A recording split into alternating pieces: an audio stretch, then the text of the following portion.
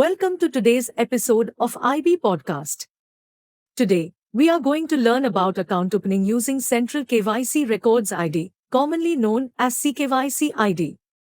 This is a simplified manner of complying with KYC guidelines of RBI, wherein, if a customer, to establish an account-based relationship submits a KYC identifier to a reporting entity with an explicit consent to download records from CKYC registry, then such reporting entity shall retrieve the KYC records online using the KYC identifier, and the customer shall not be required to submit the same KYC records or information or any other additional identification documents or details.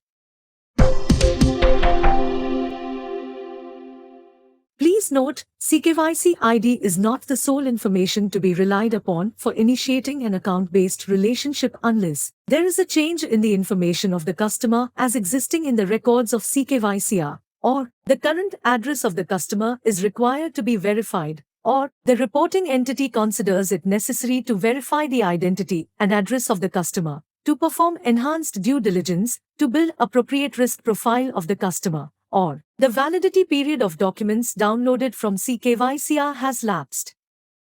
In our bank, as of now, CKYC ID to be used for establishing account-based relationship with new customers only.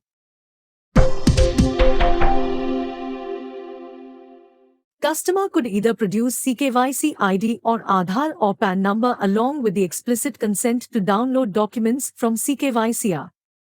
Branch officials need to search document details based on the consent using the in-house CKYC application portal. If customer details are found on CKYC registry and valid documents could be downloaded, branch can proceed to open the CIF of the customer with pre-filled data received from CERSAI in the same portal. Additional customer details, if not available in downloaded data, to be entered manually by branch.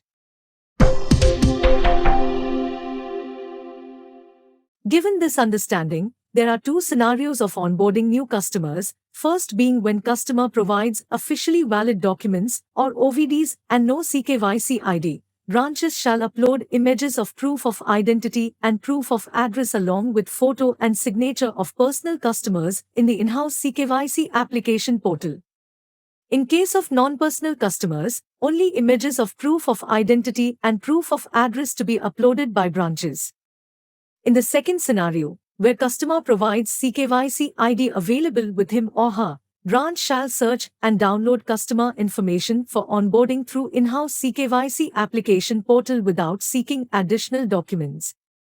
Customer may inform of presence of CKYC ID but not be able to provide it. In such case, branches can search details in the in-house CKYC application portal based on customer's consent using Aadhaar and PAN as identifiers.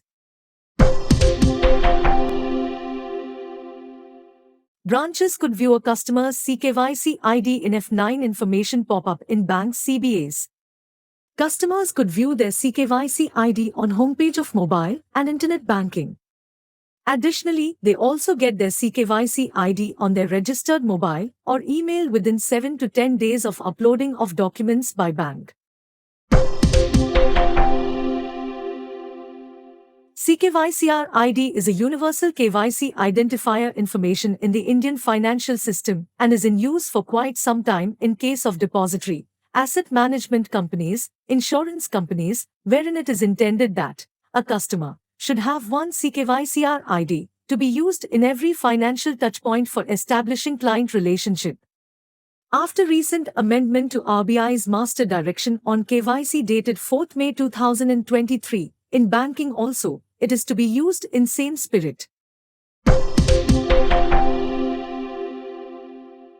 Biggest benefit for customer for using CKYC ID as KYC identifier is that updates to personal information need to be conveyed only to one financial institution by the customer. CKYC registry ensures that updated information is shared with all reporting entities where the CKYCR ID is provided. Thus, the need for customer to individually update personal information with every institution is no more required. For more information, Refer to Circular Number 21840 dated 21st June 2023 and Help Desk message on salient features of CKYC ID issued by KYC and AML department of our bank. Thank you for listening to today's episode of IB Podcast. Stay tuned for next episode.